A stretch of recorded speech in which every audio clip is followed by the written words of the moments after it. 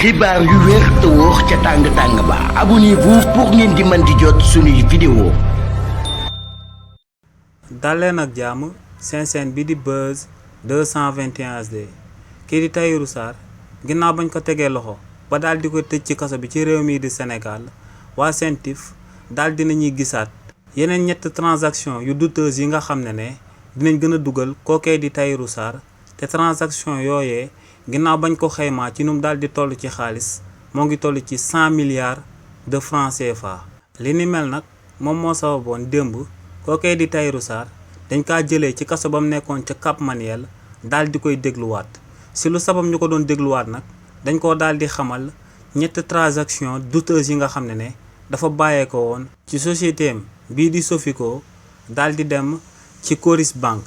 ñett transaction yu douteuse yooyee nga xam ne dafa bàyyeekoo woon ci société am bii di Sofico daal di dem ci Coris Bank nag bu si jiitu ñoo ngi ko amal ci réewu Sénégal le 8 septembre 2023 te moo ngi tolloon ci 20 milliards de francs CFA. waaye tamit beneen transaction douteuse bi ci daal di topp ñoo ngi ko amal ci réewu Sénégal le 28 décembre 2023